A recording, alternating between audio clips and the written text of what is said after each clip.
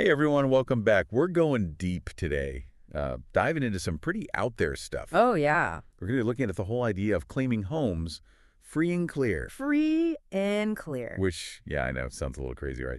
Our main source for this deep dive is this PDF, How I Lawfully Claimed 3 Houses Free and Clear. Okay. Written by a guy named George Tran. Interesting. Now, Tran claims he found a way to use what he calls paper cuts. Basically really precise, like, administrative procedures to kind of like game the system and get his homes free and clear. It's a bold claim for sure. Right. Makes you wonder, does it actually work? Is it even legal? Right. What are the risks? Yeah. All good questions. Yeah. That's what we're going to be exploring today. Absolutely. So let's start with the basics. What's the foundation of Tran's argument here? Well, at its core, Tran is saying that banks have already been paid for mortgages. Okay. Multiple times over. Multiple times. He points to things like mortgage-backed securities and those government bailouts as evidence. Okay. So I got to admit, I'm a little fuzzy on how mortgage-backed securities fit into all this. Sure. Can you break that down for me and for our listeners who might be wondering the same thing? Of course. So a mortgage-backed security is basically like a bundle of mortgages that banks package up and sell off to investors.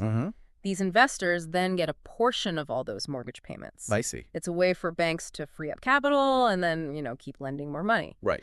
But Tran points out this whole process can lead to situations where the original mortgage note, The actual proof. yeah, the actual proof of the debt gets lost.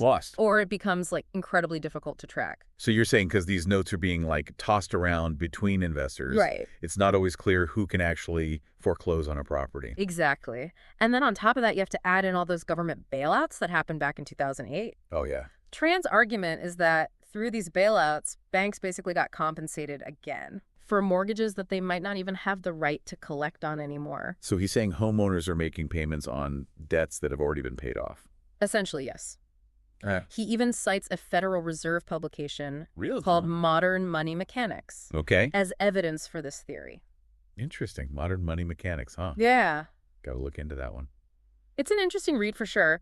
According to Tran, this publication sheds light on the whole money creation process Okay. and how it relates to lending practices. I'm definitely going to have to check that out. But let's get back to Tran's strategy here. Sure. How does he actually propose using this information to claim a home free and clear? I mean, it can't be as simple as just saying, hey, you've already been paid, I'm not paying anymore. Oh, it's definitely not that simple. Yeah. Tran leans heavily on a federal law called the Administrative Procedures Act of 1946, Okay. or APA for short. APA. He calls it his secret weapon. Okay, I like where this is going. What is the APA? Right. And how does it apply to all this mortgage and foreclosure stuff? So the APA basically dictates how government agencies, including banks in this context, interact with the public. The key concept that Tran uses is this idea of silence means acquiescence. Silence means acquiescence. You got it. What does that even mean? Well, it means if you send a very specific notice or demand to a bank, Okay. like let's say a request for proof that they actually own the mortgage note, and they don't respond within a certain time frame legally, that's considered an acceptance of your terms. So they've basically agreed to your claim by not contesting it. Exactly. So like if you ignore a parking ticket Yeah. and you don't contest it within the time limit, Right? you've automatically agreed to pay it. Perfect analogy. Okay. I'm starting to see how this works. Of course, as Tran emphasizes, meticulous record keeping is absolutely crucial here. He talks about sending all correspondence certified mail Oh, yeah, it makes sense. to have proof of delivery and following all the procedures outlined in the APA exactly to the letter. So it's not just about sending a random letter and hoping for the best. You really got to understand this APA thing You got it. and use it strategically. That's the key. This is getting complicated. It can be. Yeah. The APA is a complex piece of legislation. Right. And interpreting it correctly is really essential. I see what you mean.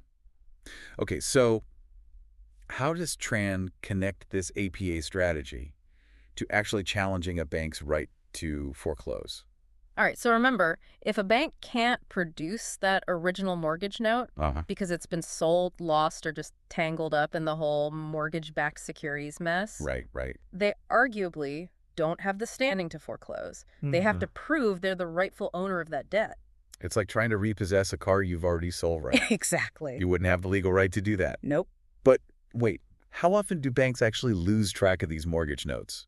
More often than you'd think. Really? Tran claims that most banks don't actually have those original notes readily available. Wow. Because they've been bundled and traded so many times. So he sees this as like a weakness, a vulnerability. A major one in the system, yeah. Okay, so we've got the they've already been paid argument and this whole silence means acquiescence strategy. Right. Using the APA.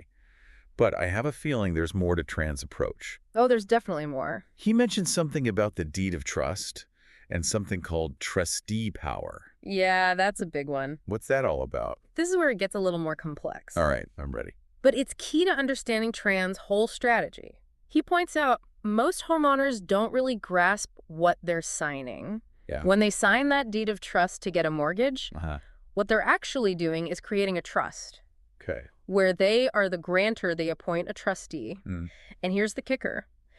They actually have the power to replace that trustee under certain conditions. Wait, what? We have the power to replace the trustee. You heard that right. I never knew that. It's in the fine print. So how does that play into Tran's strategy? This is where it gets really interesting. Tran suggests that if a bank can't prove their claim... Like if they can't find the note? Exactly. Perhaps because they can't locate that note, the homeowner could potentially appoint a new trustee and direct them to issue what's called a full reconveyance of the property. A full reconveyance. That sounds pretty serious. What does that actually mean? Basically, it's a legal document that transfers full ownership of the home back to the homeowner. Wow. Free and clear of any liens or mortgages. Okay, so this is starting to feel like high-stakes chess. A little bit, yeah. But the big question is, does this actually work in the real world? That's the million-dollar question. Did Tran actually pull this off himself? Well, according to the PDF, he claims to have successfully applied this strategy to not one, not two, but 4 properties. 4 houses. He even provides detailed accounts of all his letters back and forth with the banks, his interactions with the county recorder's office, all that. All right. I got to admit, my skepticism is starting to waver a little. This is a fascinating deep dive. It is. And I'm really curious to hear more about Tran's personal experiences and whether this whole 1,000 paper cuts approach actually worked out for him. We'll be right back to explore the rest of this incredible story. So Tran claims he actually did this not just once, but on 4 separate properties. Yeah, it's pretty amazing. That's a bold claim. Yeah. Tell me more about his, personal journey. Sure. How did he navigate this whole thing? Well, he starts out, like most of us would, skeptical. But as he dug deeper into this whole financial system, he started to get more and more convinced that something was off. He talks about this feeling like the system was rigged against homeowners. Right. And that really fueled his determination to find a way out. It sounds like he was really driven by a sense of injustice. Totally. Like it wasn't just about the money. It wasn't, no. It was about taking a stand against a system he saw as unfair. I can relate to that.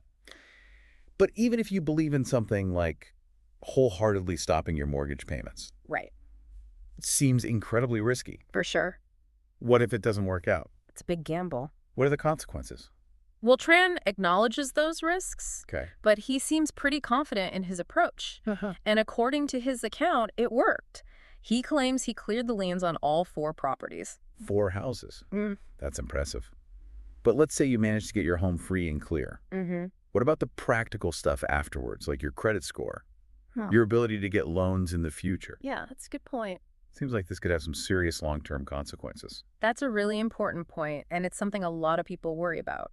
For sure. Tran actually addresses this in the PDF. Does he? He does. Yeah. He offers a strategy for dealing with credit bureaus. Okay, I'm all ears. How does he propose fixing your credit? Well, he turns to the Administrative Procedures Act again.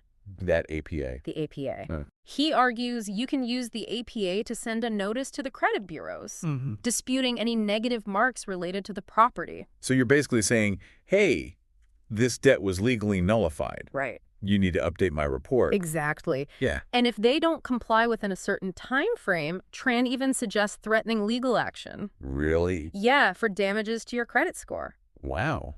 He seems very confident that with the proper documentation, they'd be forced to correct any inaccuracies. Okay, so he's thought this through. He's got an answer for everything. He really has. But let's be real. Even with TransGuide, this whole process, it's incredibly complex. It is. Is this something anyone can just do?